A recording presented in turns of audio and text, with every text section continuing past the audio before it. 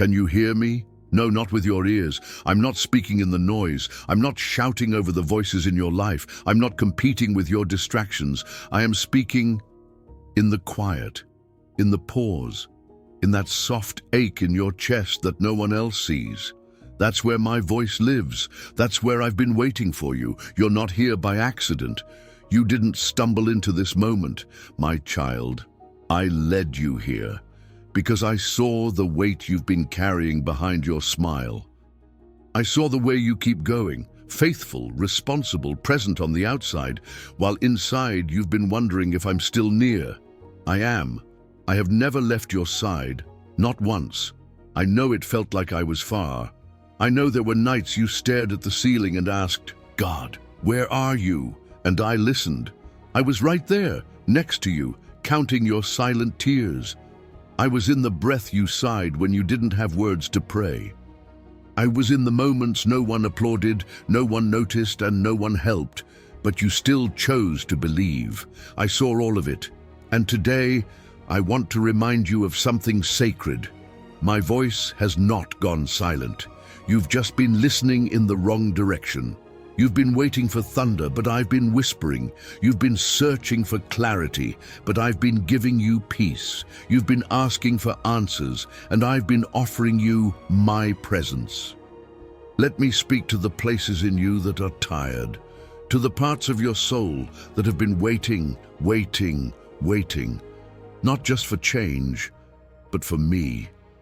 I know you're tired of waiting, tired of pretending everything's fine, tired of showing up with faith when you feel empty. I know, I see it, I feel it.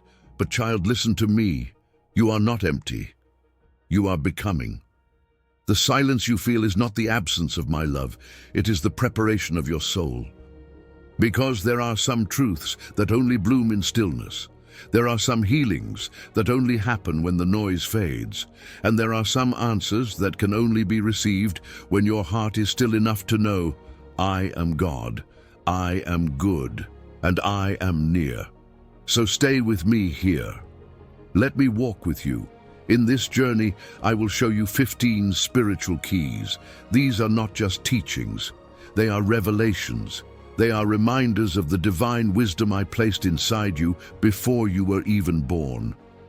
Each key will unlock something new, peace in the middle of fear, clarity in confusion, hope where there was once despair. And with every word I will be with you. But first, I want you to make this moment sacred. In the comments below, write this with faith. Even in silence, I trust God's hand, because when you declare trust in silence, you silence the fear that has tried to define you. At the end of this message, we will pray together, a real prayer, not rushed, not forced, but tender and open and ready for me to move. I will meet you there in the stillness of your soul. I will speak peace over you. I will breathe over the parts of you that feel dead, numb, or forgotten. And if you open your heart, even just a little, I will touch you. I have something special to show you at the end, a key that will not just comfort you, but transform you. One that will speak directly to that place inside you that has been quietly waiting for a breakthrough. So stay with me until the end. Your soul might receive exactly what it has been longing for. This is not just another video. This is not just content. This is a shared journey, a place where my spirit moves, a space I've prepared for hearts like yours. So if your soul needs rest, if you're tired of walking alone, come closer. You are not forgotten. You are not invisible. You are not behind. You are exactly where I need you to be for this moment. And if you've been wondering whether I still speak, listen closely, child. I'm speaking right now. Not to your mind, not to your ears, but to your heart. Now breathe deeply. Let go of everything for a moment. Just you and me. Can you feel it? That quiet stillness rising inside you, that's me. The peace you're beginning to feel, even without an explanation, that's me. The soft warmth in your chest when the world feels cold, that's me. The voice that says you are loved, even when no one else says it, that's me. So come, rest here. There is no rush. In this journey, I'll be revealing keys that many overlook, but each one is a pathway back to peace, back to truth, back to the sound of my voice inside of you. You've heard me before, and you will hear me again. And as you listen, as you receive, I want you to know this. I'm not trying to impress you. I'm trying to remind you of who you are, of who I am, and of what we still have to walk together. I invite you now, like a father, like a friend, like the one who knows your soul better than you do, to stay. Just stay. I will not disappoint you. If you haven't yet, click subscribe, but not for numbers. Do it so that you can remain connected to a space where your soul is seen. A space where you're not just another face, but a child of God on a real journey of faith. A space where each message is not just spoken, but breathed. This is more than a channel, it's a sanctuary, a meeting place between heaven and heart. So welcome home. Before we take the first step, I'll ask you this. What if the voice you've been searching for has been waiting inside your silence all along? Let's begin. The first key is already waiting. Key 1. Learn to rest in my presence before you run toward my plans. You woke up again today with the weight of what's next pressing against your heart. You feel it in your chest before your feet even touch the floor. That subtle urgency, that invisible clock ticking louder than your thoughts. You look at your life and wonder if you're behind, if you've missed something, if I've forgotten to open a door for you. You ask questions in the quiet of your morning routine. Lord, is there something I'm supposed to be doing that I'm not? Is this delay punishment? Have I lost the path you planned for me? But child, before you ask about the next step, let me invite you into something far deeper, something most overlooked. Rest in me, in my presence. Not after the plan unfolds, but before. Not as a reward for doing well, but as a foundation for hearing clearly. You've been taught to move fast, to achieve, to fix, to respond, to push. But I did not create your soul to thrive in constant movement. I created it to flourish in communion, in relationship, in stillness. I created you to walk with me, not just work for me. Do you remember Mary, the sister of Martha? When I came into their home, Martha ran to prepare. She was doing everything right, everything good, according to tradition, culture, even duty, but her heart was loud with pressure. She was overwhelmed, distracted, anxious, because she believed she had to do in order to be loved. Meanwhile, Mary sat at my feet, listening, resting. Her hands were still, but her heart was wide open. And what did I say? Mary has chosen the better part, and it will not be taken from her. That's the first key I want you to carry today. Rest is not laziness. Rest is not weakness. Rest is trust. Rest is the declaration that says, I believe God is working, even when I'm not rushing. Rest is the courage to stop moving long enough to hear me clearly, because when you stop, you hear not only my instructions, but my heartbeat. Let me ask you something. When was the last time you were still enough to feel loved by me without doing anything to earn it? When was the last time you let yourself be held instead of trying to hold everything together? That ache you feel for direction, I see it. But direction without presence becomes religion. And I didn't come to bring you religion. I came to give you life, real life, deep, unshakable, rooted life. And that kind of life begins in rest. Come here, child, breathe. Right now, there is nowhere else you need to be. No problem that must be solved first. No performance needed. Just here, with me. I know the world rewards speed, but I reward surrender. And if you keep moving while your soul is depleted, you'll eventually mistake my silence for distance. You'll confuse my timing for rejection. You'll interpret delays as abandonment, when in fact I've been calling you to slow down, not because I'm withholding something from you, but because I want to give you something deeper within you: peace. That's what you need more than answers right now. Let me bring you back to a story. One night on the Sea of Galilee, the winds were fierce. The storm came without warning, and my disciples, some of them seasoned fishermen, panicked. They believed they were going to die. But where was I? Sleeping. Yes, sleeping in the middle of the storm, not because I didn't care, not because I didn't see, but because I knew something they didn't yet understand. Storms do not rule over the one who created the wind. And when they cried out to me, I woke, not with frustration, but with power. I stood and silenced the chaos with a word.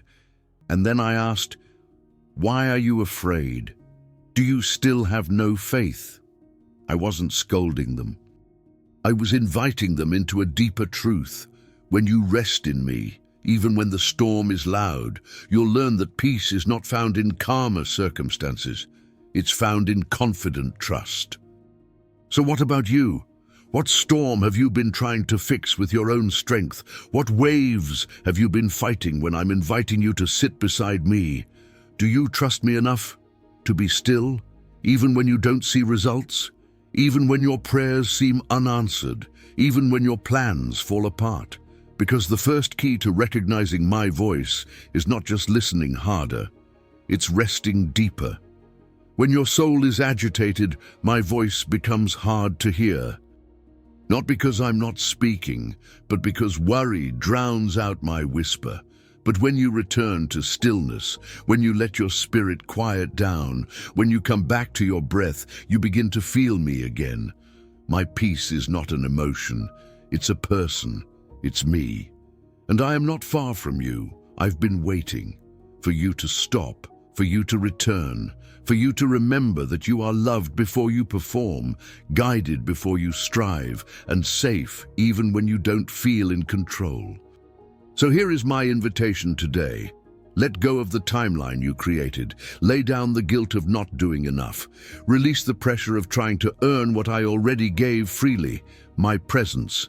Come back to the quiet and listen, not with effort, but with rest. Not with fear, but with trust. This is the first spiritual key. Learn to rest in my presence before you run toward my plans. Let it settle into your spirit.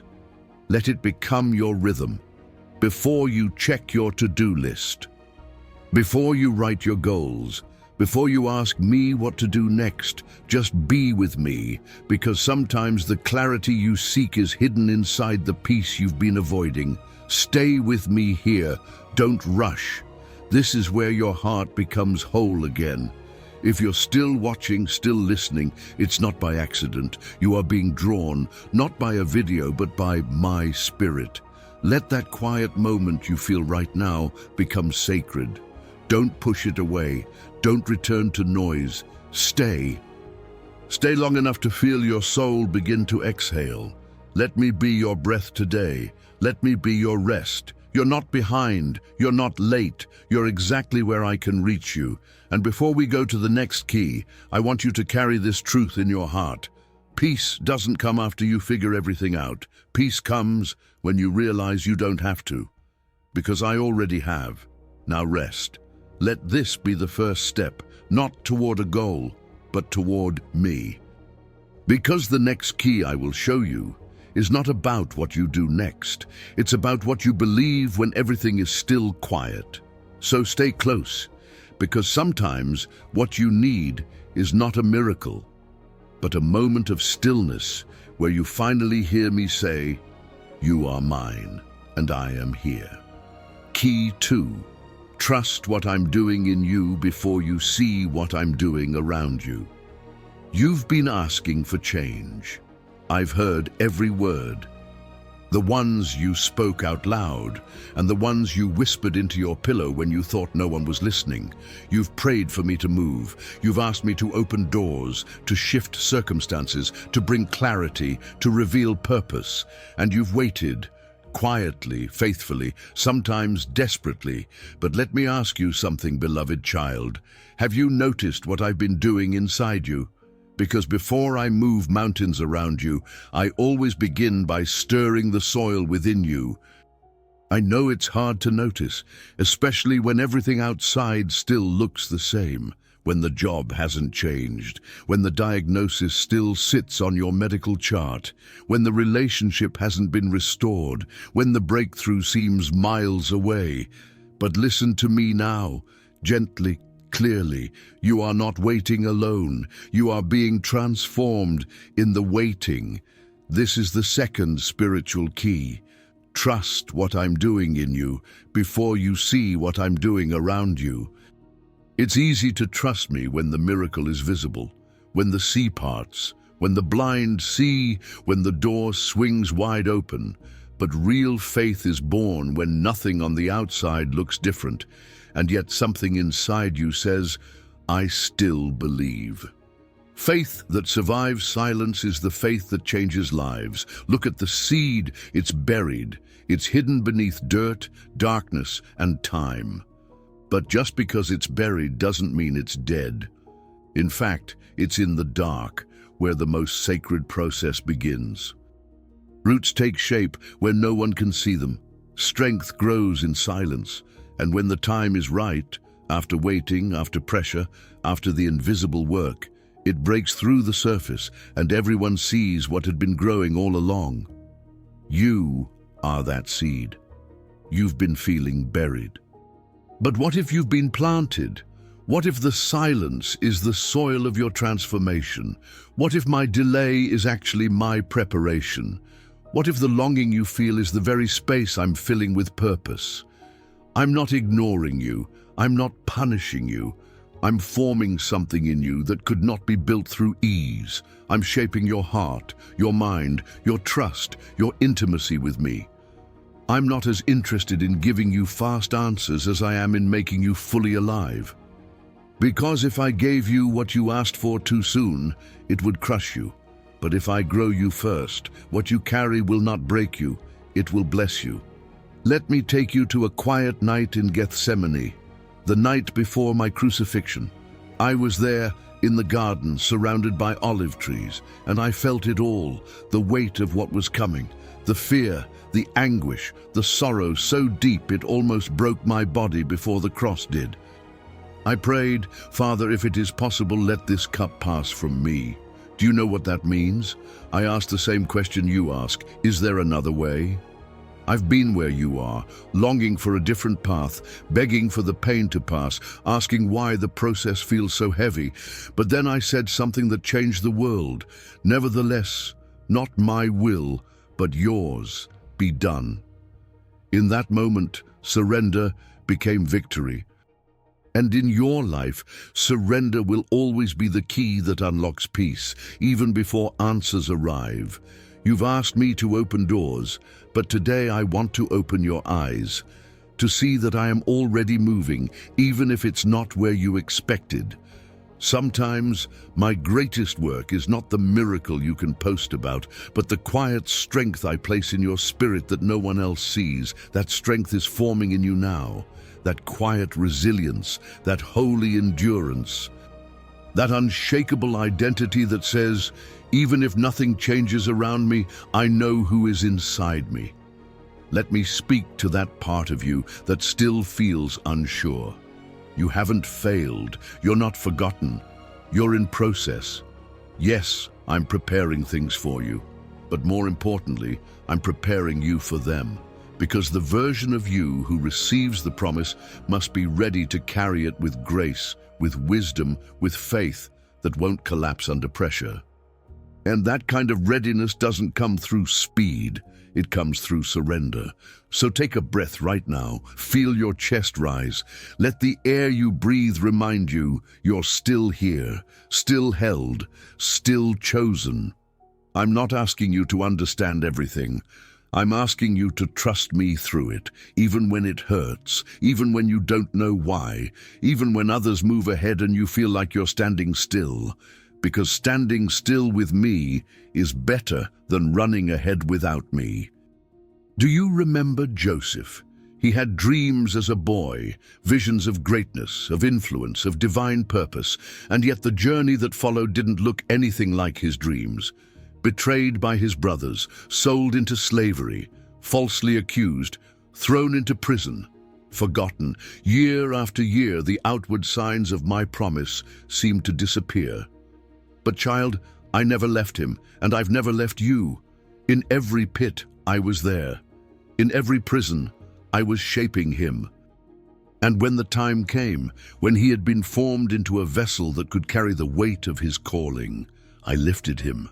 And not just for his sake, but for the sake of a nation, for the sake of his family, for the sake of a famine that required a faithful heart in the right position. You don't know the full weight of what I've placed inside you. You don't know the future I see from where I sit, but I know what I'm doing. And nothing has been wasted, not the waiting, not the weeping, not the wondering. I use every moment, every detour, every delay, because while you're focused on what's next, I'm focused on what's eternal. And what I'm doing inside your heart, right now, is more important than anything happening around you. So trust me. Don't just trust my hand when it moves. Trust my heart, even when it's still. Because my silence does not mean my absence. It means I'm building something sacred in secret. You're becoming stronger, more compassionate, more grounded, more aligned with my heart. And when the time is right, what I've been preparing around you will match what I've built within you. So don't despise the quiet. Don't curse the hidden seasons. Embrace the stillness as holy ground. Because in the hidden, I speak loudest. In the silence, I sing over you. In the waiting, I shape you. And if you could see yourself through my eyes, you'd see someone who's already growing, already victorious, already more radiant than you were yesterday. So stay with me. Let this key settle into your soul. Say it with me. I trust what you're doing in me, even when I can't see what you're doing around me. Let that be your anchor today, because what's growing inside you is more powerful than the storm outside of you, and what I'm preparing in secret will one day be revealed in glory. But for now, stay in the process. The next key will speak to the places where you've felt forgotten, because I haven't forgotten you. I'm writing something eternal with your life, and the next page is about to unfold. Key 3, my silence is not absence. It's an invitation to go deeper. You've been asking why you haven't heard from me. You've prayed, and the sky felt closed. You've worshipped, and your heart felt dry. You've opened the word, hoping for a spark, but the page remained still. And I see you now, questioning, reaching, wondering if you've done something wrong, wondering if I've turned my face away. You whisper into the silence, Jesus, where are you? And I'm answering you now. I've been right here, but not speaking the way you expected, not revealing myself in the way you've grown used to, not because I'm distant, but because I'm drawing you deeper. You see, there are places in your spirit you've never walked before, places where your old ways of hearing me won't work anymore. You're not in the shallows anymore, child. I've taken you out further where the waters are wide and your feet no longer touch the ground, and in this place you must learn to listen differently. That's the third key I want you to carry in your heart. My silence is not absence. It's an invitation to go deeper. When you can't feel me like before, when you can't predict me like you used to, it doesn't mean I've abandoned you. It means I'm stretching you, maturing you, teaching your soul to listen, not just with emotion, but with faith. I know how hard it is. I know how deeply you long for my voice. I know the ache of not knowing what to do next, of begging for direction, of feeling like you're walking in the dark. But what if I told you that the darkness is not a punishment? It's a holy mystery, and I am in it. When Moses climbed Mount Sinai to meet me, the word says I came to him in a thick cloud, not in clarity, not in sunshine, but in thick darkness. And there, in that cloud, I gave him the 10 Commandments, not just words on stone, but revelations that shaped generations. The clearest voices from heaven often come in the least expected ways. Don't mistake the silence for abandonment. It's the soil where intimacy is tested, where trust is refined, where roots grow deep, far beneath the surface. You've walked with me long enough to hear the music. Now I'm teaching you to hear the rhythm of my heart. You've depended on moments, but now I want to teach you how to live in communion. Because, child, when you only feel close to me through emotion, your faith is fragile. But when you can't feel me, and you still follow me, then your faith becomes fire. And that's what I'm building in you now. I'm not hiding from you. I'm calling you higher. I'm not punishing you. I'm inviting you closer, because there's more of me to discover. There's a depth of my love that cannot be tasted when everything is easy. There's a strength of my presence that only reveals itself when all else is stripped away. Let me remind you of Elijah. After the great fire from heaven, after the confrontation with the prophets of Baal, he ran, afraid, weary, empty, and he came to a cave, alone, and asked me to take his life. He was done. But I wasn't done with him. I didn't rebuke him. I didn't shame him. I whispered. The wind blew. I wasn't in it. The earthquake shook the ground. I wasn't in it. The fire blazed, but I wasn't in the fire either. Then came a gentle whisper, and in that whisper, Elijah heard me again. Sometimes I let the noise fade so that you can finally hear the whisper. Because it's only in the stillness, in the waiting, in the stripped-down places of the soul, that you truly know who I am. Not just the God of miracles, but the God who stays, the God who leans close when no one else does. The God who speaks, not always to answer your question, but to satisfy your soul. So if you're in a season of silence, let me say this to you. You are not lost. You are being invited. Come deeper, deeper into trust that doesn't need confirmation, deeper into rest that doesn't need results, deeper into love that isn't based on what you feel, but on what you know to be true. This is how saints are formed. This is how warriors of faith are forged. In the silence, in the seeming stillness, in the places where your faith becomes your ears. And when you learn to love me here, in the quiet, you'll discover that my silence was never empty. It was full of presence, full of grace, full of a holy waiting. And in time, the silence will break. I will speak, I always do. But when I do, your ears will be different. Your soul will be deeper, and your faith will be unshakable. So stay in this with me. Don't run. Don't numb it. Don't fill it with noise. Sit with me. Even when I seem quiet, let your worship grow stronger here. Let your love become louder than your questions. Let your heart say, even when you are silent, I know you are near. That is worship. That is surrender. That is maturity. And that is where you're going.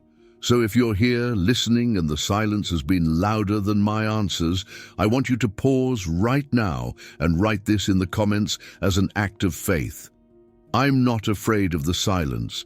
I know you're drawing me deeper. Because this moment matters, not because it changes everything around you, but because it changes everything within you. And when the silence breaks, as it always does, you'll know not only that I've been speaking, but that you've become someone who can truly hear me. Let me end this key with a whisper from my heart. I haven't left you. I haven't changed my mind about you. I haven't grown tired of you. I am here, and I'm not just writing your story. I'm weaving myself into every line. Stay close. The next key will unlock something many overlook, a truth that will show you how I speak through the things you most often ignore. We're just getting started. Key 4. I speak through what you overlook. Learn to hear me in the ordinary. You keep waiting for something big, for the dramatic encounter, for the fire from heaven, for the unmistakable sign that will silence all doubt. You've been taught to expect me in the miraculous, and yes, I do miracles, But child, you've missed how often I choose the smallest, simplest moments to speak the loudest. Because I am not always in the earthquake. I am not always in the thunder. I am not always in the spectacular. Sometimes I am in the folded laundry, in the hum of traffic, in the unexpected kindness from a stranger, in the laughter of your child, in the warmth of sunlight through your window. I'm in the places you walk past without noticing. This is the fourth key I want to place in your spirit. I speak through what you overlook. Learn to hear me in the ordinary. You've been searching for my voice in burning bushes, but I've been whispering to you through the brush of the wind across your face. You've been begging for me to send a prophet, but I've been speaking through your own thoughts, through a gentle nudge, through a moment of peace you can't explain. You say you don't hear me, but I've been speaking through everything, through the delays that shaped your patience, through the closed doors that protected your path, through the loneliness that turned your attention inward so that you could finally see me. I am not limited to sacred places or set-apart times. All ground becomes holy when your heart is open to me. But you've grown so used to separating spiritual from ordinary that you've forgotten the truth. I am Lord of all, the seen and unseen, the grand and the quiet, the expected and the unnoticed. When I walked this earth, most didn't recognize me. They were expecting a warrior, a king, a throne. I came as a carpenter. I washed feet. I sat at tables with the rejected. I healed in the streets, not the temples. I spoke in stories about seeds and sheep and lost coins, not because I lacked theology, but because I wanted to remind you, the kingdom of heaven is found in the ordinary, if your eyes are open and your heart is soft. Let me ask you something. When was the last time you paused long enough to feel wonder? When was the last time you let the quiet beauty of life speak to you, not as background noise, but as revelation? You pray for me to draw near, but I've been woven into every moment of your day. The problem isn't that I'm not speaking. The problem is that your attention has been trained to only recognize me in dramatic answers. But I'm not trying to impress you. I'm trying to be with you. In the dishes, in the deadlines, in the sigh between meetings, in the silence after an argument, in the stillness after the storm of emotions. I'm there, right there, and I'm whispering, I see you, I'm with you, I love you. Do you remember the road to Emmaus? After my resurrection, 2 of my disciples were walking, confused, heartbroken, trying to make sense of what had just happened. They didn't recognize me when I walked beside them. I listened, I spoke, I explained the scriptures, and still, they didn't see it was me. Until they sat down, until they slowed down, until they broke bread, and then their eyes were opened and they realized I had been with them the whole time. That's what happens when you invite me into your everyday moments. Not just your quiet times, not just your church services, but your whole life. I want to walk with you through all of it. Let me remind you, I was born in a manger, not a palace. I was raised in Nazareth, not Jerusalem. I worked with my hands before I preached with my mouth. The way I came then is how I still come now, unexpected, unpolished, undeniably present. So here's what I'm inviting you to do. Slow down, pay attention, let your spirit wake up to wonder again. You don't need a stage for me to speak. You just need stillness, not just the stillness of schedule, but the stillness of the soul. A quietness inside that says, I'm open, Lord. Speak to me through whatever you want. And when you do, you'll start hearing me everywhere, in the song that plays at the perfect moment, in the sentence from a friend that pierces through your fear, in the verse you've read 100 times, but today it reaches a new place in you, in the words you feel rising in your heart right now. Yes, child, even these words are mine. This is your training ground. This is where your spirit becomes sensitive again. Because when you begin to see me in the ordinary, nothing stays ordinary anymore. The drive becomes divine, the waiting room becomes a sanctuary, the late-night feeding of your baby becomes sacred, the tears you cry alone become an altar, because I'm there. I'm always there, even when you're tired, even when you're distracted, even when you forget to invite me. I'm not limited by your awareness, but oh, how your life will change when your awareness aligns with my presence. So today, let me shift your perspective. Let me open your eyes again. Let me show you how I've never stopped speaking. Write this in the comments below if you feel this stirring in your spirit. Jesus, open my eyes to see you in everything. Let it be a prayer, a beginning. Because if you can learn to hear me in the small things, you'll never again be shaken by silence. You'll carry peace into chaos. You'll find joy in routine. You'll discover that the sacred is not somewhere else. It's right here, right now, when your heart says yes to me. And beloved, if you say yes, I will make your entire life a conversation. So walk slowly, breathe deeply, look for me. I'll be in the quiet thought that brings you comfort, in the breeze that makes you stop and smile, in the ordinary, again and again. And soon you'll say with confidence, my life is full of his voice. I just had to learn how to hear it. The next key will open something even more powerful. It's about what happens when you choose faith even before the feelings come. And yes, it will change everything. We're just beginning. Key 5. Faith is choosing to believe before you feel anything at all.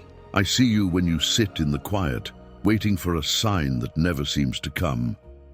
You wait for a feeling, a wave of peace, a shiver of joy, a sudden clarity that will confirm what your heart longs to believe, that I am here, that I am listening, that I still have a plan for you. You open your Bible, hoping for something to jump off the page. You whisper my name and hold your breath, waiting for the rush of warmth you used to feel when we talked. But this time nothing comes. No tears, no tingling feeling, no divine interruption. Just stillness. And in that stillness, doubt begins to speak louder than truth. Maybe God has grown tired of me. Maybe I missed something. Maybe I'm doing it wrong. Maybe I don't have enough faith. But child, look at me. Listen closely. Faith was never about what you feel. Faith was never born in the emotions. Emotions are beautiful, but they are fragile. They come and go like waves. They shift with your sleep, your hormones, your surroundings. I gave them to you, yes, but I never meant for them to be the foundation of your relationship with me, because I am not unstable, and my love is not inconsistent, and my promises do not change with the weather in your soul. That's why this 5th key is so important. Faith is choosing to believe before you feel anything at all. It's standing on the truth of who I am, even when your senses go silent. It's praying with dry eyes and a trembling voice, and trusting that I still hear you. It's worshiping when your heart is numb, lifting your hands with no emotion, because you know I am still worthy. It's choosing me, not because you're feeling inspired, but because you're convinced that I am the same yesterday, today, and forever. Feelings are real, but they are not reliable guides. I never said, the just shall live by feelings. I said, the just shall live by faith. Let me show you something. Remember Thomas? He walked with me, listened to me, saw the miracles with his own eyes. He was there when I raised the dead, when I calmed the storm, when I fed the thousands. And yet, when I rose from the dead and the others told him I was alive, what did he say? I won't believe unless I see him, unless I touch his wounds. He wanted proof. He needed a physical confirmation before he could trust the invisible. So I came to him. I stood before him and invited him to touch my hands, my side. But then I looked at him and at you through the generations, and I said something that echoes through eternity. Blessed are those who have not seen and yet believe. That's you. Every time you choose to trust me when you don't feel me. Every time you declare that I am good when your circumstances are not. Every time you choose obedience in the fog, persistence in the silence, worship in the weariness, heaven sees it. And I am moved by that kind of faith. Not because I demand blind loyalty, but because I know the strength it takes to believe with your heart when your senses are quiet. Do you remember the woman with the issue of blood? For 12 years she suffered. Not 12 days, not 12 months. 12 years of weakness, of social shame, of physical pain. She had spent everything she had. Nothing worked. And yet, somehow, she believed. She had no appointment with me. She wasn't on the agenda. No one invited her in. But in her weakness, with nothing to feel but exhaustion and shame, she chose to believe that if she could just touch the hem of my robe, everything could change. She didn't need a sermon. She didn't need a song. She needed faith. And when her fingers brushed my garment, power left me, not because I was performing, but because someone believed. Someone believed beyond the feelings, and that belief drew heaven into her pain. Child, you don't have to feel brave to be faithful. You don't have to feel strong to take the next step. You don't even have to feel hopeful to walk in obedience. You just have to trust me enough to move forward anyway. That's what faith looks like, showing up when nothing in you feels like showing up. Reading my word when it feels dry, praying when your words are few and your mind is clouded, serving others when your heart feels tired, choosing purity when temptation whispers that compromise is easier, returning to me after failure when shame tells you to hide. This is where faith lives, not in fireworks but in footsteps. And every time you walk in faith when you don't feel like it, you build something stronger than emotion. You build a foundation that will not move, and I honor it, I see it, every quiet choice, every private moment of perseverance. Every whisper of Jesus, I still trust you, that you've spoken through tears or numbness. Those are the bricks of a faith that no storm can break. And here's what I want you to know. The feelings will return. The moments of sweetness, the warmth, the tears, they are gifts, and I love giving them to you. But they will come and go. My voice, however, is constant. My love is unwavering. My promise is eternal. So let your faith rest on what is unchanging. Let your soul declare, even now, Jesus, I choose to believe, whether I feel it or not. Write it if you need to. Say it out loud. Let your heart hear your spirit speak, because faith speaks louder than silence. Faith walks through shadows. Faith believes that I am enough, even when nothing around you looks different. You want to be strong in me? Then build your life on faith, not emotion. And when you do, you'll discover something unexpected. Sometimes the deepest intimacy with me comes after the feelings have faded, because then what we have is pure, unshaken, holy. I am not looking for performance. I'm looking for your heart. Even when it's tired, especially when it's tired, that's when I love to come close. That's when I wrap you in grace. That's when I remind you, you don't have to climb your way to me. Just believe, and child, you're already doing it. Stay with me. The next key will unlock something even more personal, a truth that will touch the part of you that feels unseen, unheard, and unknown.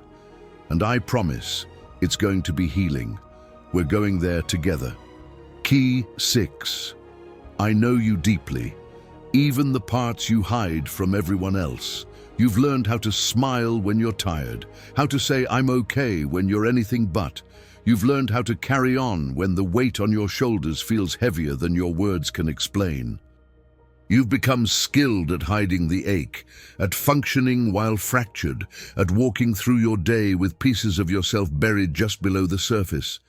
But child, I see all of it. The part of you that feels too complicated, the part of you that feels too much. The part of you that wonders, if people really knew this about me, would they still love me? That's the sixth key I want to place gently in your spirit. I know you deeply, even the parts you hide from everyone else. You've been searching for belonging, for a space where you don't have to shrink, for a voice that won't misunderstand your silence, for eyes that won't look away when your soul finally says the truth. That place, that voice, those eyes are mine. I don't flinch when I see your darkness. I don't pull away when you reveal your wounds. I don't grow weary of your repetition, your broken cycles, your quiet fears that come back again and again. I know the parts you struggle to explain, the thoughts you dismiss, the dreams you gave up on, the battles you fight behind closed doors. I know the version of you you've shown to the world, and the version of you that lies awake at night, wondering if you're too far gone, too inconsistent, too damaged to be fully loved. And I'm not going anywhere. I didn't choose you for your performance. I chose you for your heart. Do you remember the woman at the well?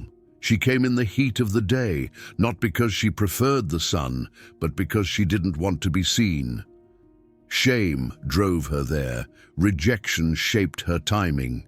She carried a past, a reputation, a loneliness that had built walls around her soul, but I met her there in her avoidance. Not to shame her, not to condemn her, but to show her that I knew everything and I was still there. I asked her for water, knowing she had none to give. I spoke life over the part of her that felt unworthy of conversation, and when she tried to change the subject, to deflect, to guard her heart, I pressed in gently, not with accusation, but with revelation. I know, I said. I know your story. I know the men. I know the nights you cried. I know the reasons you've stopped believing that you could ever be whole again. And still, I stayed. Still, I offered her living water. Still, I looked her in the eyes and revealed something I hadn't said to many others. I am the Messiah. Do you see it? To the one who felt unworthy of community, I gave intimacy. To the one who hid her truth, I gave my truth in return. And today, I say the same to you. I know what you carry. I know what you've confessed and what you've buried. I know the wounds that still bleed and the questions you still don't know how to ask. I know the masks you wear, the walls you've built, the secrets you fear will disqualify you. And still, I stay. I do not recoil. I do not turn away. I do not love a future version of you. I love you now, in your process, in your pain, in your quiet, private wrestlings. You want to be fully known and fully loved. That's the deepest desire of every heart. But human love often fails. People change. They forget. They betray. They misread you. But I never do. I read every line of your story, even the ones you want to erase, and I still say, you are mine, you are worth it, you are loved. There is nothing hidden from me, not your fears, not your doubts, not even your anger toward me. Yes, I've heard that too. And still I stay. I don't need you to hide anymore. You don't have to perform here, you don't have to explain yourself here, you don't have to pretend to be healed in places that are still bleeding. Come to me as you are. Not who you want to be, not who others need you to be, just you. Because I don't heal pretend wounds, I heal real ones. I don't redeem the version of you you wish you were. I redeem the one who's crying right now, reading this, feeling something rise inside that says, maybe I really am seen. And yes, you are. Write it below if your heart is stirring. Jesus, you see me. And I believe you love what you see, because this is where healing begins, not in hiding, but in honest surrender. Let me speak to the parts you've never trusted anyone with. Let me hold the memories that still carry shame. Let me step into the rooms of your heart that have been locked for years. I'm not afraid of your darkness. I am light. I'm not overwhelmed by your emotions. I'm peace. I'm not confused by your contradictions. I am truth. And the more you let me into those hidden places, the more you'll begin to see what I've seen all along. You are not a problem to fix. You are a soul I came to love. You're not defined by your trauma. You're defined by my grace. You're not your past. You're my beloved. So breathe. Exhale. Let go of the need to be strong. Let me hold you in your weakness. Let me whisper again. I know you, and I love you still. You don't have to earn this. You just have to receive it. Stay with me, because the next key will open the door to something you've longed for, the ability to forgive, not just others, but yourself. And child, that may be the freedom your heart has been waiting for. Key 7, forgive yourself. I already have you remember what you did. Maybe no one else does. Maybe you've hidden it well. Or maybe it's written into the chapters of your story that everyone seems to know. The mistake that still echoes when you're alone, the choice that rerouted your path, the season that carries a label you can't quite remove. You've carried it like a scar you try to cover. You've asked me to forgive you, once, twice, 100 times. You believe, at least on the surface, that I do. But there's still a wall inside you that whispers, but have I forgiven myself? And here's the truth I want to speak over you today, as gently and powerfully as a wave washing over wounded skin. That thing you're still punishing yourself for, I already paid for it. That's the 7th key. Forgive yourself. I already have. You cannot move forward while dragging behind you the chains I broke. You cannot walk in freedom if you're still holding on to guilt like it's your responsibility to carry it. Child, listen to me. You are not more holy because you feel bad longer. You are not more righteous because you stay in regret. You are not honoring me by punishing yourself after I've already been punished in your place. That pain you keep replaying. I carried it on the cross. That sin you keep revisiting. I buried it in the tomb, and when I rose, it stayed behind. Do you hear me? It stayed behind. I didn't just conquer death, I conquered shame. I didn't just defeat sin, I defeated the voice that keeps telling you you're still defined by it. There's nothing more for you to earn. There's nothing more for you to pay. There's nothing more for you to prove. Forgiveness isn't a feeling you must work toward. It's a gift I already gave you. You don't receive it because you feel worthy. You receive it because I said you're worth dying for. Do you remember Peter? He told me he would never leave. He said he'd die before denying me. But hours later, with the sound of the rooster crowing in the background, he said he didn't know me. Not once, not twice, but 3 times.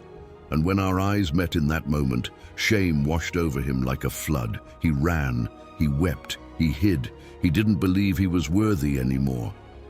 He couldn't even say my name without remembering how he had failed. But I came for him. I didn't come to remind him of what he did. I came to remind him of who he was. I met him by the water. I didn't scold. I didn't shame. I didn't ask, why did you do it? Instead, I asked, do you love me? Not to test him, but to restore him. And 3 times, 1 for each denial, I invited him to step back into purpose. Feed my sheep. Take care of my people. Follow me. I didn't erase the memory of his failure. I redeemed it. And I'll do the same for you, because that's who I am. I'm not the God of erasure. I'm the God of redemption. I take the chapters you want to skip, and I turn them into testimonies of grace. I take the choices you regret, and I use them to break chains off of others. I take your lowest moment, and if you let me, I build something beautiful there, not in spite of it, but through it. So why are you still punishing yourself? What voice told you that guilt makes you righteous? What lie told you that if you let go, you'll forget the lesson? I can teach you the lesson without the chains. I can shape your future without dragging your past behind you. You think you're being humble by holding on to shame, but real humility says, Jesus, if you say I'm forgiven, I choose to believe you more than I believe my guilt. Yes, there may still be consequences. Yes, there may be people who don't forget, but I have.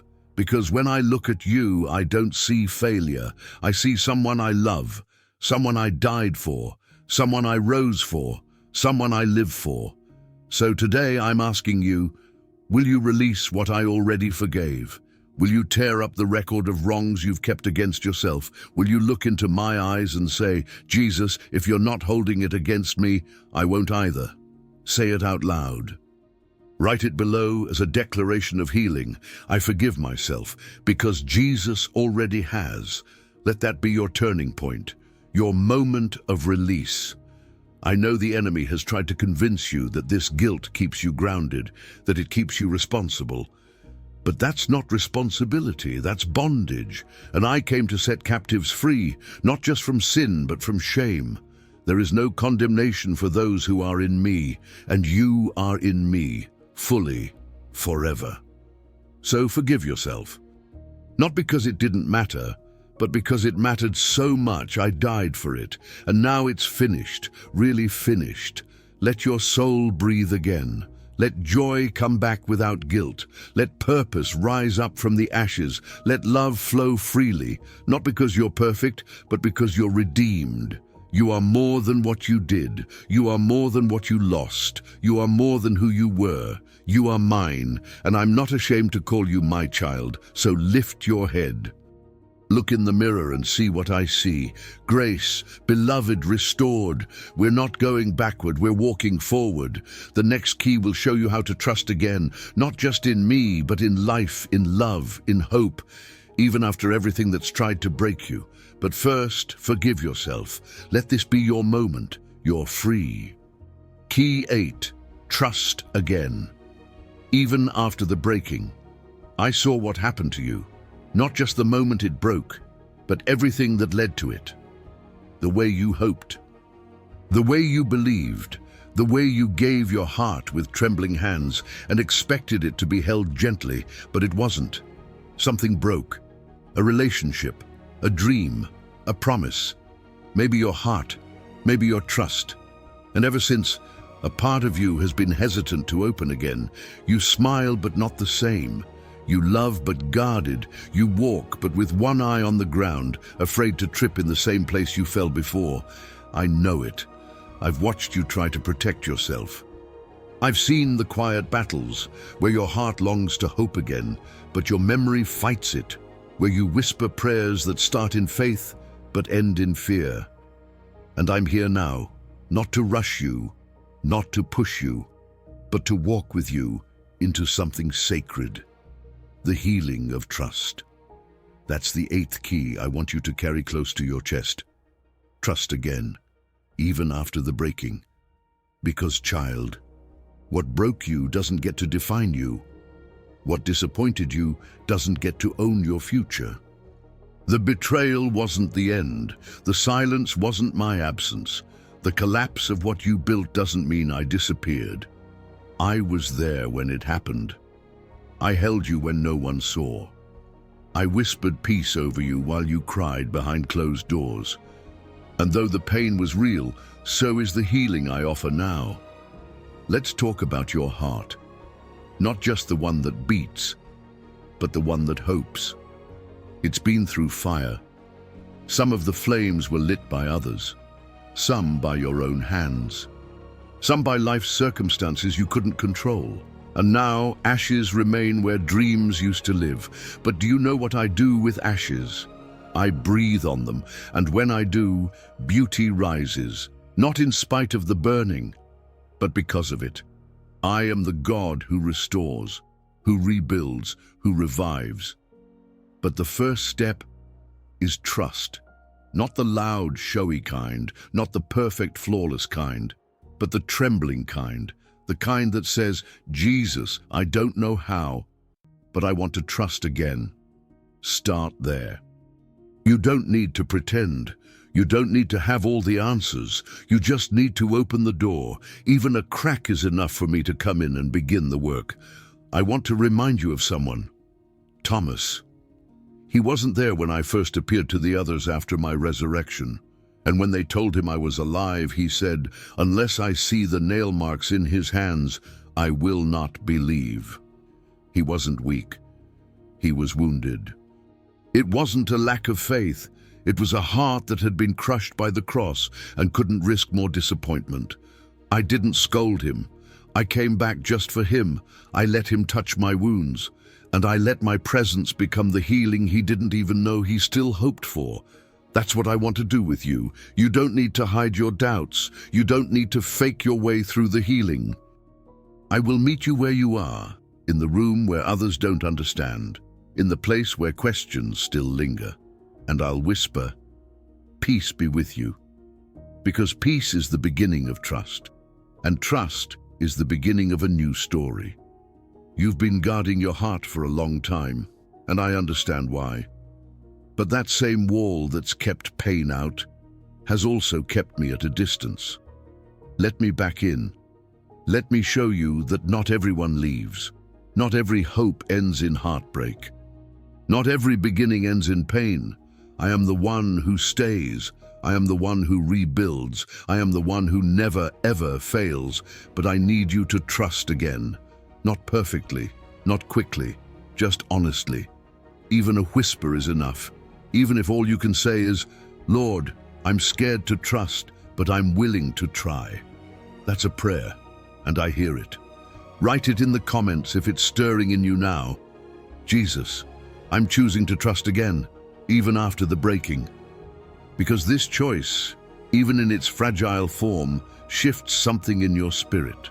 It invites me to take your hand and walk you through the ruins, not to erase the past, but to rebuild the future. Do you remember Job? He lost more than most. His family, his wealth, his health. Even his closest friends misunderstood him. And yet, in the ashes of all he once had, he chose to speak. Though he slay me, yet I will trust in him. And I restored him, not just materially, but in spirit. I gave him double, yes, but more than that, I gave him deeper faith. I gave him a testimony. I gave him something no storm could ever take again, trust that had been tested and stood. That's what I want for you. Not shallow hope, but deep, anchored faith. The kind that says, I've been through fire and he still walks with me. You don't have to ignore what broke you, but don't let it keep you from what I'm building now. The next chapter is not written in the ink of fear, but in the ink of renewed trust. So come with me. Let me lead you out of the cave. Let me walk you toward light. Let me remind you what it feels like to hope again, not because it's safe, but because I am faithful. You are not foolish for trying again. You are brave, you are growing, you are healing, and with each step of trust, your heart becomes whole. The next key will speak directly to your identity, not who others say you are, not who your past tried to define, but who I say you are. And I promise it will unlock something powerful. But for now, let this moment mark you. You are safe to trust again, because I am here and I am not leaving. Key 9. You are who I say you are, not what the world has named you. You've been called many things. Some of those names felt beautiful when people saw your kindness, your strength, your faithfulness, but others were heavy, too emotional, too much, not enough. Failure, broken, abandoned, disappointment, complicated, a burden, forgettable, mistake. You didn't choose those names, but they stuck to you, like labels that were never yours, but somehow became part of the mirror you look into every day. And over time, even without realizing it, you started living like they were true. You started measuring your worth by what they said. You started filtering your prayers through shame. You began walking more quietly, believing less boldly, loving more cautiously. Because the words that others speak over you, especially when you're young, especially when you're hurting, can sound louder than truth. But child, let me speak now. Not as the world speaks, not from the place of pain or projection. Let me speak as your creator, the one who saw you before anyone else ever did. You are not what they said. You are who I say you are. That's the ninth key I want you to carry like a shield over your soul. You are who I say you are, not what the world has named you. I knew you before the lies, before the betrayal, before the trauma, before the label that felt like a sentence. I knew you before the abuse, before the silence, before you lost your voice under the weight of someone else's pain. And I have never called you any of the names that shame attached to you, not once. Do you want to know what I've called you since the beginning? Mine, chosen, loved, seen, purposed, restored, holy, my child. The world doesn't get the final word. Your mistakes don't get to write your identity. Your family history doesn't define your future. Even your own inner critic, that voice that won't stop listing your flaws, has no authority to name you. Only I do. And what I speak over you doesn't change with your mood. It doesn't shift based on your performance. It doesn't dim when others walk away. It doesn't fade when you mess up. It is eternal. Let me remind you of someone who carried labels. The woman caught in adultery. They dragged her through the streets. They threw her down in front of me. They called her a sinner. They wanted her stoned. They didn't even say her name, just her failure.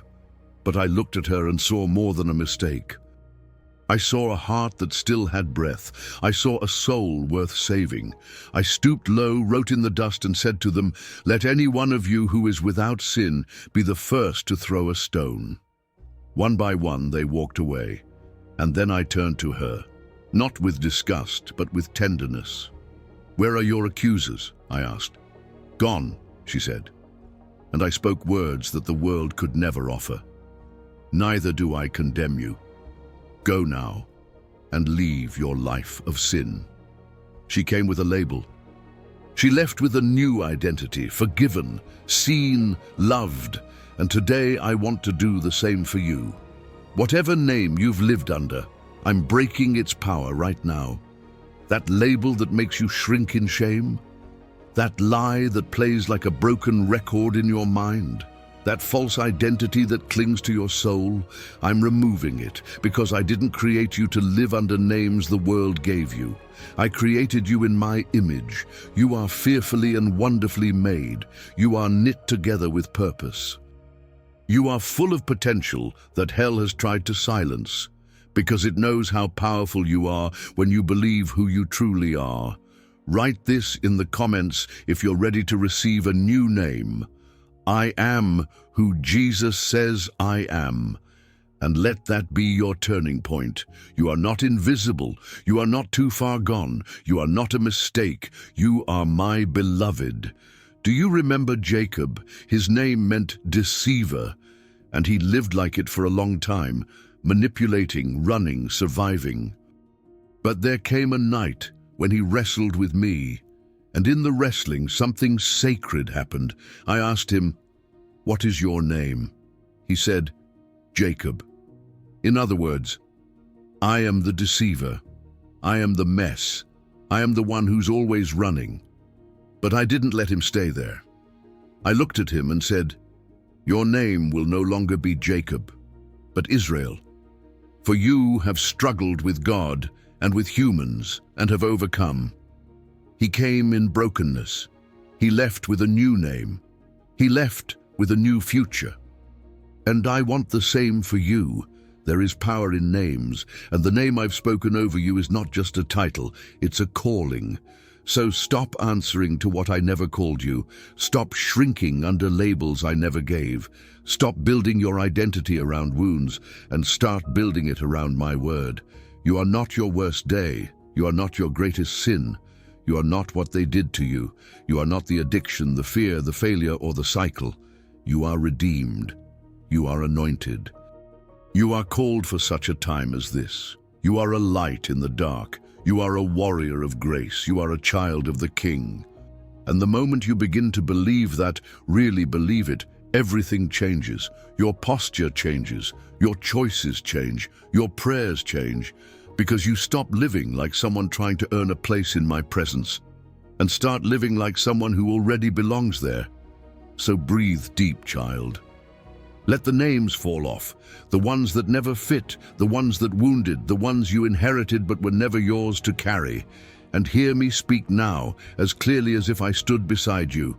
You are mine, I know your name, and I love every part of you.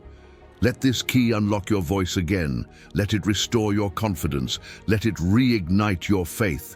Because the next key will speak to your calling, the purpose I've placed in you that no label, no failure, no enemy can steal. But for now, let this moment be the one where your identity returns. You are who I say you are, and I say you are chosen, called, and deeply loved. Key 10. Your calling still stands. Nothing you've been through has cancelled it. You've questioned it more than once. You've felt the stirring, the sense that there's something more you were born to do, something that reaches beyond your job, your schedule, your pain, your history. You've heard whispers of purpose in the middle of mundane days. You've dreamed of making a difference, of touching lives, of standing where others are afraid to stand, of speaking what others are afraid to say. But then, life happened. You fell. You failed. You got tired. You waited longer than expected. You made decisions you regret. You listened to voices that told you it was too late. And somewhere along the way, you started to believe the quiet lie. Maybe I missed it. But child, come close. Look at me. You haven't missed anything. That's the 10th key I want to place firmly in your hands, like a sword you didn't know you could still carry. Your calling still stands. Nothing you've been through has cancelled it. I didn't choose you based on perfection. I didn't anoint you because you had it all together. I called you because I saw your heart, and nothing you've faced, no mistake, no detour, no delay, has changed what I've spoken over your life. I don't uncall what I've already called. My gifts are without repentance. When I set a purpose in motion, I don't withdraw it when you stumble. I don't revoke it when others misunderstand you. I don't cancel it when the path gets messy. I redeem it, I restore it, and I use the very things that tried to destroy you to shape the message inside you. Your scars don't disqualify you, they authenticate you. They make you a carrier of compassion, a vessel of truth, a voice that speaks not from theory, but from experience. Let me remind you of Moses. He was born to be a deliverer, and yet for 40 years he lived in a palace that wasn't his. Then, after an act of violence, he ran, and for another 40 years he wandered the wilderness, tending sheep far from the place of influence he once knew. He thought it was over. He thought he had missed it, but I hadn't forgotten. When I called him from the burning bush, I didn't say, "Let's start over." I said, "Now is the time." Because what looked like delay was actually preparation. What looked like failure was a classroom for humility. What felt like a waste was the wilderness that refined him into the leader I would use to confront Pharaoh and set a nation free. And child, I'm doing the same with you. You see disappointment. I see development. You see lost time. I see a soul that's ready now, forged in fire, made soft through surrender, bold through brokenness. You are not behind. You are not disqualified. You are not too old, too late, or too far gone. You are exactly where I can start using you. In fact, I already am. Do you know that your obedience in quiet seasons is already ministry? That your faithfulness when no one's watching moves heaven? That your kindness to someone others overlook has eternal value? You don't have to stand on a stage to change lives. You don't have to have a platform to carry purpose. You don't need a title to walk in authority. All you need is yes. A heart that says, "Lord, I'm still willing." Write it below, even if your voice trembles when you say it. "Jesus, I'm still willing." Let that be your recommissioning. Because I haven't forgotten your calling, even when you did, even when others dismissed it, even when you buried it under pain or fear or delay. I still remember what I placed inside of you, and I still plan to use it. Do you remember Paul? He wasn't always a preacher. He was a persecutor, feared, respected, but feared.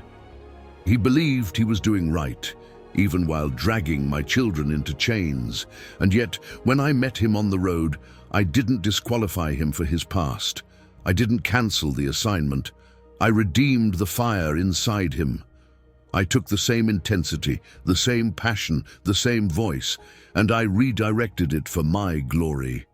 He went on to write letters that still shape my church today, not because he was perfect, but because he was willing to be transformed.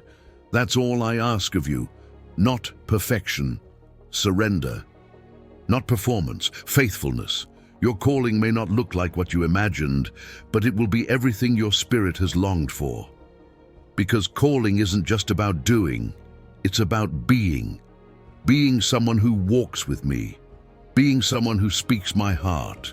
Being someone who carries my spirit into every room. Even the grocery store can become a mission field when you carry me with intention. Even the text you send to check on someone can change the atmosphere of their soul. Even the story you share, the one you've been scared to speak, can break chains off someone else's heart. Don't despise the small beginnings. Don't underestimate the power of one step of obedience. And don't wait for everything to be perfect before you start. Just start. Start by saying yes today. Start by trusting that if I called you, I will equip you. Start by believing that nothing you've been through is wasted. Not a single tear, not a single delay, not a single silent night. I will use it all. Your pain will become oil. Your story will become bread for the hungry. Your scars will shine with the light of resurrection. You are my chosen vessel, and I have not changed my mind about you. So pick up the pieces of your calling. Dust off the dreams you set aside. Let me breathe on them again and walk forward, not in fear, not in striving, but in faith. The next key will teach you how to walk in power, not just in emotion, how to carry my presence with boldness, not just brokenness. But for now, let this moment be your return. Let your soul believe again. My calling still stands, and I, the one who called you, will be faithful to finish what I started. Key 11. Walk in authority. You carry my presence, not just my words. You've prayed for strength. You've asked me to be near, to guide you, to help you make it through another day. You've believed in me. You've shared my words with others, but still, deep inside, there's a part of you that feels small, a part that doubts whether your voice carries weight, a part that wonders if you're really meant to shift atmospheres, break chains, or speak with power. But child, let me speak to that hesitation right now. Not to shame it, but to silence it with truth. Because here's the 11th key I want to place in your hands, like a mantle resting on your shoulders. Walk in authority. You carry my presence, not just my words. You are not just a follower. You are not just a servant. You are not just someone trying to survive spiritually. You are my dwelling place, my spirit, not a portion, not a shadow, but my spirit lives in you. That means when you enter a room, heaven enters with you. When you speak truth in love, it's not just advice, it's living water.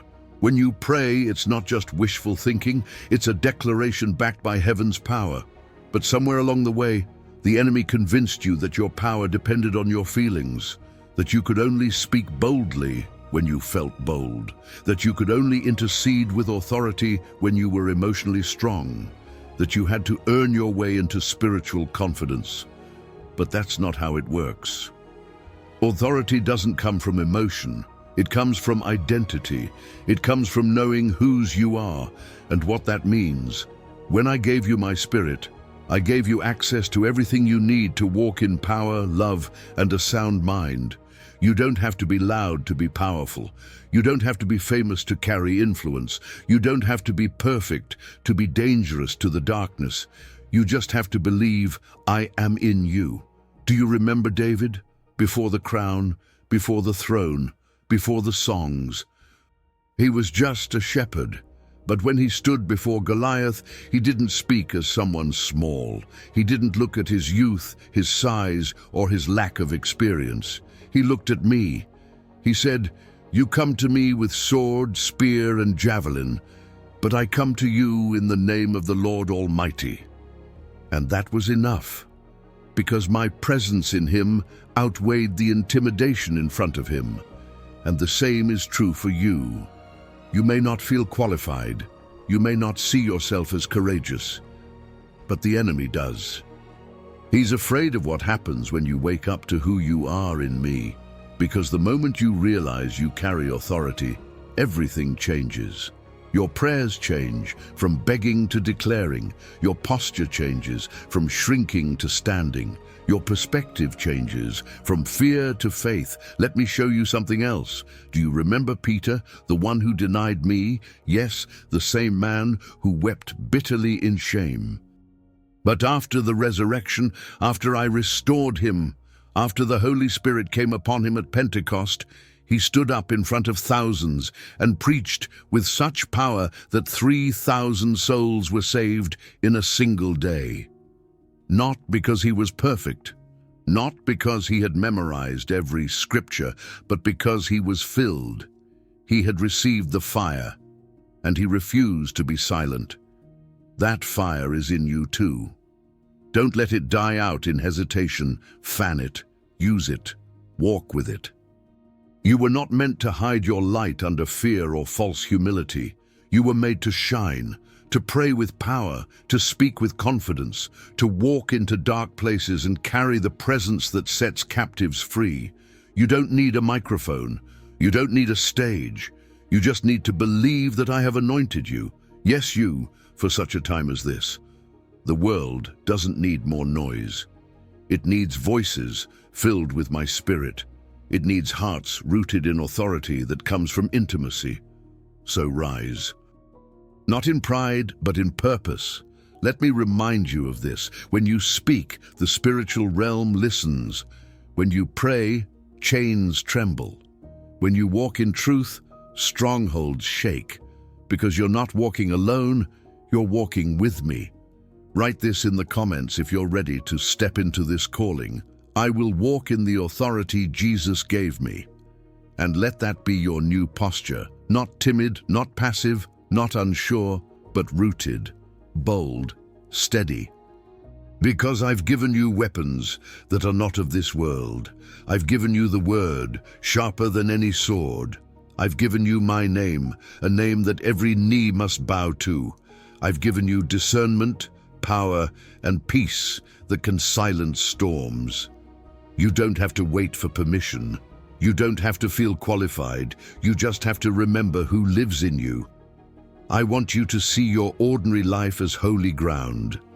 Every conversation is an assignment. Every interaction, an opportunity to release my spirit. Even your silence, when rooted in me, carries weight. So next time fear rises, remind yourself, I carry his presence. I am anointed. I am not empty. I am sent. I am strong in Christ. And when you forget, come back here. Let this truth ground you again. You are not weak. You are not voiceless. You are not waiting for power. You already have it. The next key will take you even deeper into the kind of peace that surpasses understanding, even in chaos. But don't rush past this one. Let this be the moment you stop shrinking and start walking like a child of the King. Because, child, that's exactly what you are. Key 12. Let my peace be your anchor, even when nothing makes sense. You've been trying to hold it all together. You've smiled in rooms where your heart was breaking. You've kept going when your soul was exhausted. You've told others to trust me, even as doubt quietly whispered in the background of your own thoughts. You've read the verses, you've heard the sermons, you've said the prayers, but still the storm hasn't stopped. The news didn't change, the bank account didn't grow, the diagnosis still stands, the waiting continues, the grief lingers. And deep inside, you've wondered, what am I doing wrong? But child, what if I told you? This isn't about what you're doing wrong. What if I told you? This is about what I want to do within you, even as everything around you stays the same. That's the 12th key I want to place gently but firmly into your hands. Let my peace be your anchor, even when nothing makes sense. Because real peace doesn't mean the storm goes away. It means the storm no longer controls you. It means the winds can rage, the waves can crash, the thunder can roar, but inside your spirit there is stillness, because I am there. I don't always calm the storm immediately, but I always calm you in the storm, if you let me. This kind of peace isn't passive. It's not pretending everything's fine. It's not emotional numbness or avoidance. It's trust. It's surrender. It's the holy choice to say, even if I don't understand, I will not be shaken, because I know who holds me. Let me take you back to the boat. The disciples were experienced fishermen. They knew storms, but this one, it was different. The water came fast. The waves were high, the darkness thick, and they were terrified. And where was I? Asleep. Not because I didn't care, but because I had no fear. Because peace is not the absence of trouble. It's the presence of trust. When they woke me, crying out, "Lord, don't you care that we're drowning?" I didn't rebuke them for calling me. I responded. I stood. I spoke, I said, "Peace, be still," and creation obeyed me because it recognized the voice of its creator. But before I silenced the sea, I asked them, "Why are you afraid? Do you still have no faith?" It wasn't a scolding, it was an invitation, an opportunity to step into a higher kind of knowing, the kind that says, if Jesus is in the boat, we are not going down. And that's what I want you to remember now. You've been focused on the waves, but I'm in the boat. And as long as I'm with you, and I always am, you are not going under. You are going through. There's a difference. You will pass through the waters and not drown. You will walk through the fire and not be burned. You will journey through the valley and not be alone, because my peace is not circumstantial. It's relational. It's not something I send from afar. It's something I give by being with you. Do you remember the promise I gave before I left the earth?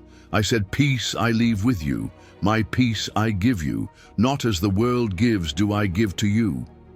Because the world gives peace that depends on conditions. It's fragile, temporary, easily stolen.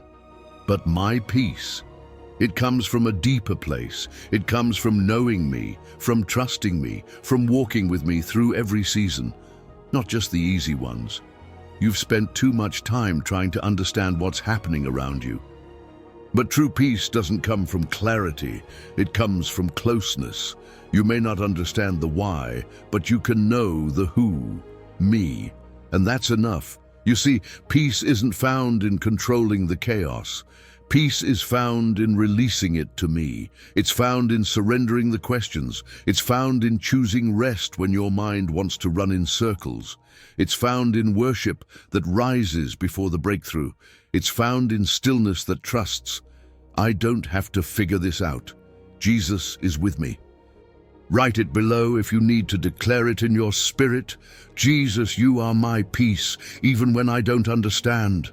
Let that be your anchor. Let it hold you steady when the report comes, when the prayer isn't answered the way you hoped, when the door you thought would open remains closed, when the healing takes longer, when the people don't support you, when the future is unclear. Let your spirit say, "I may not see the full picture, but I know the one who holds it." Do you remember Daniel? He didn't just survive the lion's den, he rested in it because his peace wasn't tied to escape. It was tied to presence, and I was with him there, just as I am with you now.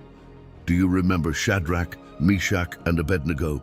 They walked into the fire, but when the king looked in, he saw 4 men walking freely. I was the 4th, and the fire didn't burn them. The fire only burned what had bound them. That's what my peace does. It doesn't always remove the fire, But it breaks the chains in the fire. It doesn't make life easy, but it makes your soul unshakable.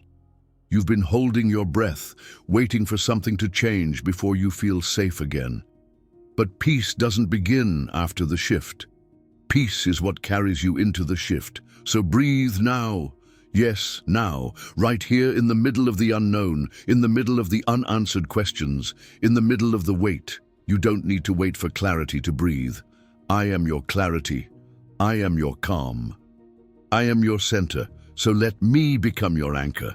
Let me steady you when everything else moves. Let me be the unchanging one when emotions rise and fall.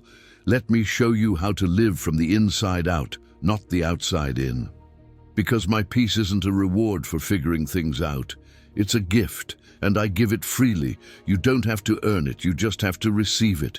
You've spent enough nights wrestling with anxiety, enough days carrying burdens that were never yours to hold. Let them down now. Let me carry them. I didn't design you to live in constant fear.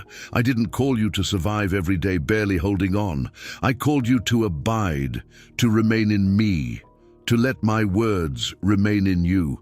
And in that place, peace will come. Not because life is perfect, but because your heart is anchored. Let this be your prayer tonight. Jesus, I surrender the storm. Let your peace be my anchor. And then watch what happens. Watch how the storm loses its grip on your thoughts. Watch how the anxiety begins to fade, not because the situation changed, but because you did. Because peace isn't passive, it's powerful. It tells fear it doesn't get to rule. It tells panic it has no voice here. It tells the enemy, you cannot shake what is rooted in Jesus. So stay with me. Lay your head down tonight with this truth in your spirit. I am with you. I will not leave you. I'm not worried about your future because I've already walked it ahead of you. I'm not surprised by anything that surprises you, and nothing, not even this storm, can remove my peace from your life unless you surrender it. So guard it. Choose it. Return to it again and again, because the winds may blow, the waves may rise, but you have an anchor the world cannot shake, and his name is Jesus. The next key will show you how to protect your mind, how to renew your thoughts and align them with heaven's truth. But for now, rest here. Let this peace hold you. Let it wrap around you like a blanket. Let it speak louder than every lie, because you're not alone. You never were, and you never will be. Key 13. Renew your mind. Your thoughts shape the life you live. Your mind has been tired. You may not say it out loud, but I know. I've seen how heavy your thoughts become when the room gets quiet. I've watched you stare at the ceiling at night, trying to untangle questions with no answers. I've been there when your thoughts spiraled so fast you couldn't breathe, when worry became louder than worship, when anxiety crept in without warning. And still, I've never left, because I don't just care about your actions. I care about your thoughts. I care about how you speak to yourself when no one else is listening. I care about the words that repeat like old songs in your mind, the ones that shame has sung, the ones fear has whispered, the ones the enemy has planted.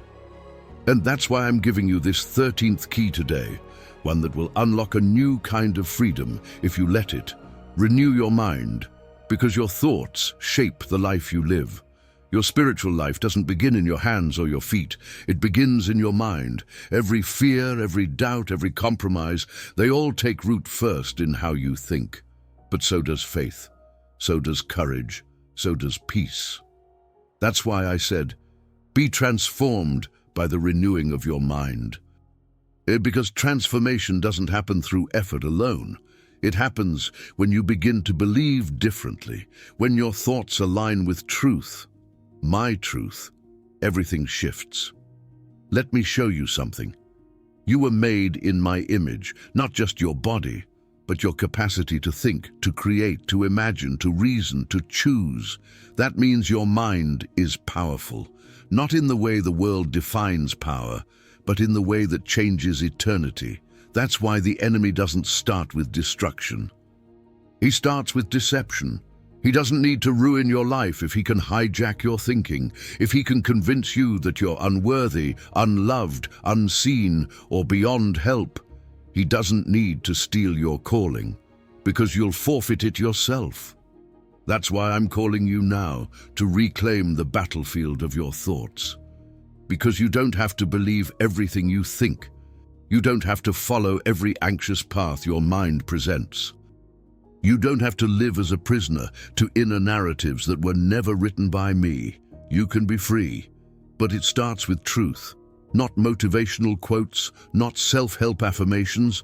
Truth that comes from my word. Truth that's alive, breathing, sharper than any sword, capable of pulling down strongholds. You've built some thought patterns that feel permanent. You've been stuck in mental loops that feel familiar but leave you tired. But child, I am the God who renews. I renew strength. I renew joy. And yes, I renew minds. Let me wash your thoughts with truth now. When you say, I'm not enough, I say, my grace is sufficient for you. When you say, I always mess things up, I say, there is no condemnation for those who are in me. When you say, I'm afraid of what's coming, I say, I have not given you a spirit of fear, but of power, love, and a sound mind. When you say, nothing will ever change, I say, behold, I make all things new. These are not just verses. These are weapons, but a weapon doesn't help if it stays on the shelf. You have to use it. You have to speak it. You have to declare it even when your feelings don't agree yet. Because faith isn't about pretending you don't feel overwhelmed. It's about choosing to submit your thoughts to me, moment by moment. That's what it means to take every thought captive, not by force, but by love. You don't wrestle your mind into peace. You surrender it into peace. You say, Jesus, I don't want to think this way anymore. Show me how to see this through your eyes. Renew my mind, rewire my thoughts, fill me with truth. And I will. You'll begin to see the difference. You'll start catching lies before they take root. You'll begin to interrupt anxiety with worship. You'll hear my voice louder than the voice of fear. But it starts with intentionality. You have to protect your mind like you'd protect your home. You wouldn't let someone come into your house and throw trash all over your floor. So don't let every voice have a seat in your thinking. Guard what you watch. Guard what you listen to. Guard who you give access to your inner world. Not from fear, but from honor. Your mind is holy ground. I live there. So tend to it like a garden. Pull up what doesn't belong. Plant what brings life. Water it with my word. Speak truth over it daily. You're not being dramatic when you fight for peace. You're being obedient. This is warfare, and victory begins with one decision. I will no longer agree with lies. I will align my mind with Jesus. Say it with me now. Say it aloud. Write it if you need to. I choose to renew my mind with your truth, Jesus. And let that be your new rhythm, not once, not only on Sundays, but every day. Start the morning not with dread, but with declaration. Start your conversations not with fear, but with faith. Start your decisions not with pressure, but with peace. Let my word be your compass. Let my presence be your filter, and watch what begins to change. Because when your mind is renewed, your heart follows. And when your heart is steady, your life becomes a reflection of me. Not your past, not your pain, not your confusion. Me. There is power in that. The next key will show you how to love again, even when your heart has been wounded, and how love, when it flows from me, can heal what fear tried to destroy. But before we go there, pause here. Let this be the moment you say, no more lies, no more fear, no more agreements with shame. I have the mind of Christ. I am being renewed, and my thoughts are a temple for the truth. You are not stuck. You are not too broken. You are not your old ways of thinking. You are becoming. And I am with you in every thought, every pattern, every battle. Let's renew your mind together, day by day, thought by thought, until peace is your default and truth is your dwelling place. Key 14. Learn to love again, even when it hurt last time. You didn't stop loving because you stopped caring. You stopped because it hurt too much, because you gave yourself honestly, fully, sincerely, and it wasn't enough, because the hands you trusted didn't hold you like they promised. Because the words that were spoken in warmth turned cold without warning. Because somewhere along the way, love became a place of wounding instead of safety. I know. I was there when your voice cracked, trying to explain how you felt. I was there when you walked away silently, not because you didn't love anymore, but because you loved too deeply and it cost you. I saw the disappointment, the betrayal, the silence that followed, and I know how it changed the way you love now. More cautiously, more carefully, more calculated. You still love, but with limits now. You still give, but not your whole heart. You still reach, but with your guard up. But child, love was never meant to make you disappear. It was meant to make you come alive. That's the 14th key I want to place gently into your hands. Not as a command, but as an invitation. Learn to love again, even when it hurt last time. I'm not asking you to forget what happened. I'm not asking you to pretend it didn't break something inside of you. I'm not even asking you to trust the same people. I'm asking you to let love come back to the places where fear tried to take root. Because love, real love, is not weak. It's not naive. It's not foolish. It's divine. And you were made in the image of love. That means no matter how many times life has tried to convince you that closing off your heart is the safest option, something in you still longs to love, to be open, to give freely, to feel deeply, to belong. And I put that desire there because I created you for connection, not just with others, but with me. And if you want to experience the fullness of that connection, you must let me heal what taught you that love is dangerous. Let me take you back to the cross. You've heard the story, you know the pain, you've read the words, but pause for a moment and feel what I felt. I didn't die just for those who loved me. I died for the ones who betrayed me. I gave myself not just to the faithful, but to the fearful, the doubters, the ones who ran. Why? Because love chooses to stay vulnerable even after being wounded. That doesn't mean ignoring wisdom. It doesn't mean walking blindly. It means refusing to let pain harden you. It means letting me teach you a different kind of love, not one rooted in self-protection, but in grace. Because love is not about never being hurt.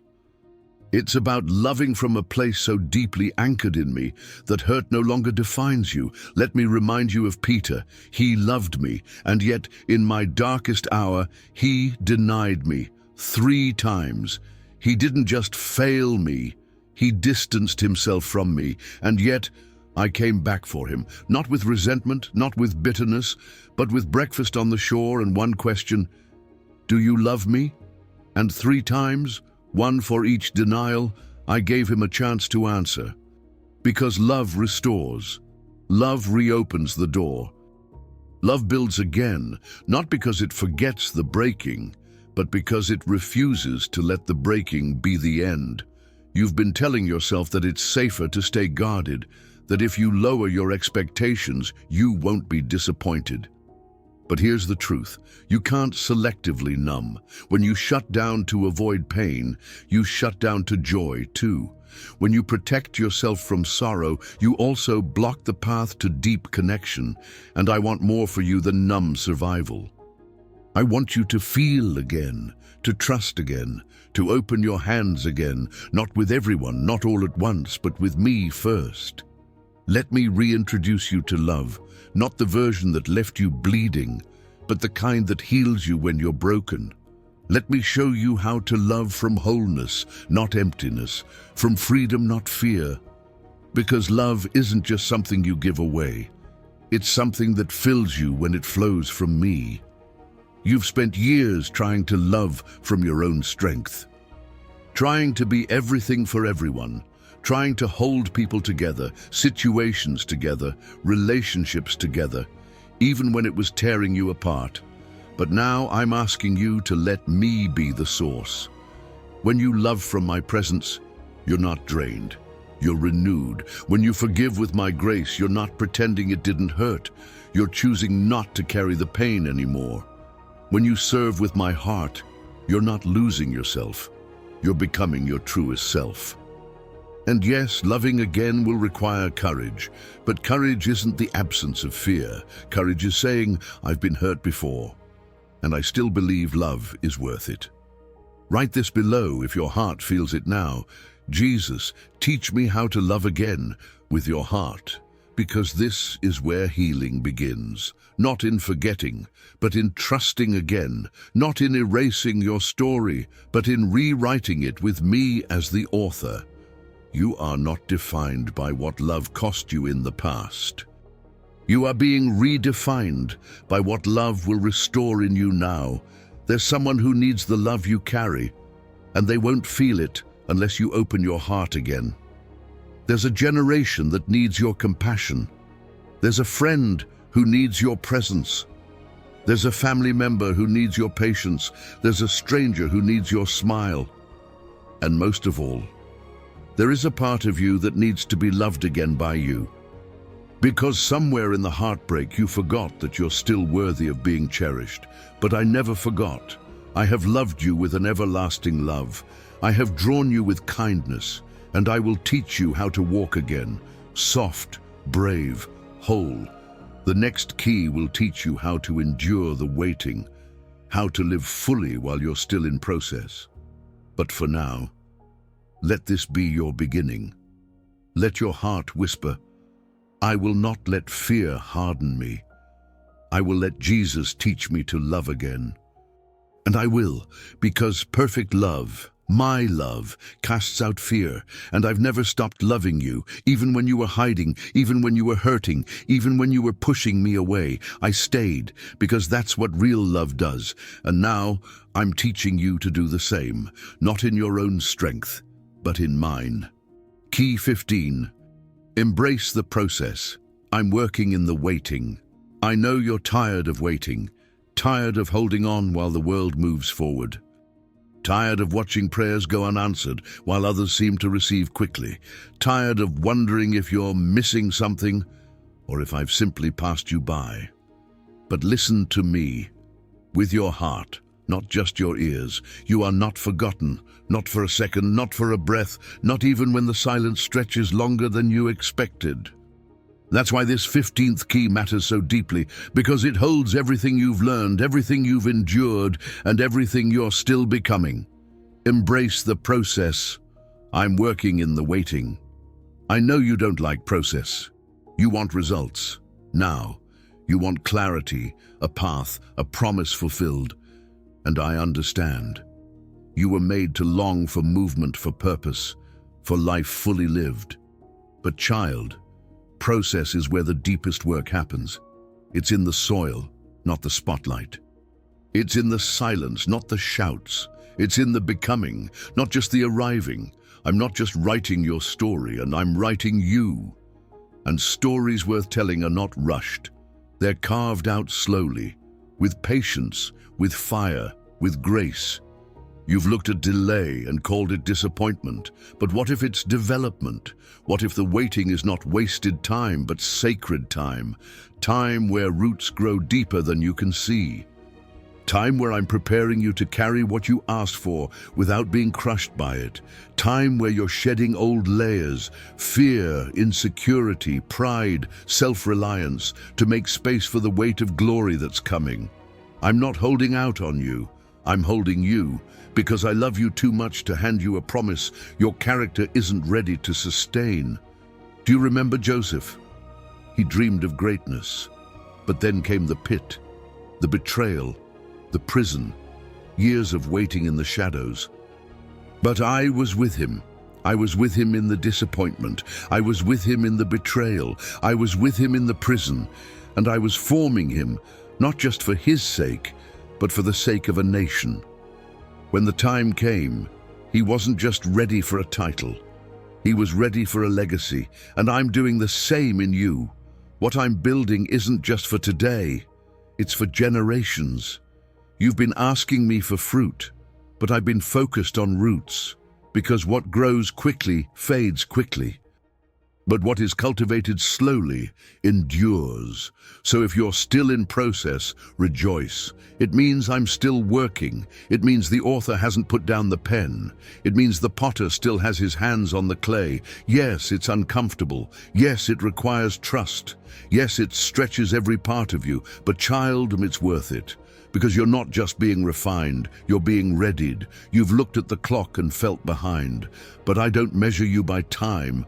I measure you by trust. And you've trusted me through the fire. You've believed me when nothing made sense. You've worshipped with tear-stained eyes. You've chosen to stay even when walking away would have been easier. And I've seen every moment of it. I've counted every tear. I've collected every cry. And I've woven them into the process, not to harm you, but to shape you. Write this in the comments now if your heart knows it's true. Jesus, I choose to trust you in the process. Because trust is what turns waiting into worship. Trust is what transforms the hallway into holy ground. Trust is what gives you eyes to see me in the mundane. I'm not asking you to enjoy the waiting. I'm asking you to embrace it. To believe that even here, even now, even without all the answers, I am good and I am with you. Let me remind you of something sacred. Even my son, when he walked this earth, waited. He waited 30 years for a ministry that lasted 3. He waited in obscurity. He waited in silence. He waited while people misunderstood him, underestimated him, ignored him, but he embraced the process. And when the time came, he was ready. And now, so are you, because every part of this journey has been intentional.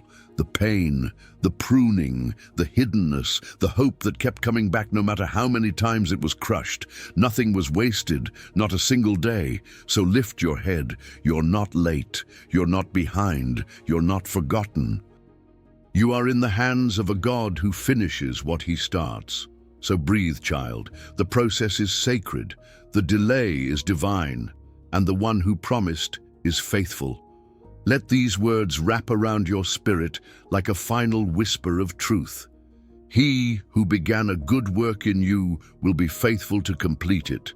The process is part of the promise, and I'm not done, not with your life, not with your heart, not with your calling. Stay with me. Because what's coming is more beautiful than anything you've left behind. And it will be worth every tear, every question, every step of obedience in the dark. I promise. Final declaration. If this journey has spoken to you, if even one key unlocked something sacred, write this below. Jesus, I'm ready for what you've prepared. I trust you in every step. Let the angels witness your surrender. Let the heavens echo your decision. You are not alone. You are not forgotten. You are becoming. And I will walk with you all the way home.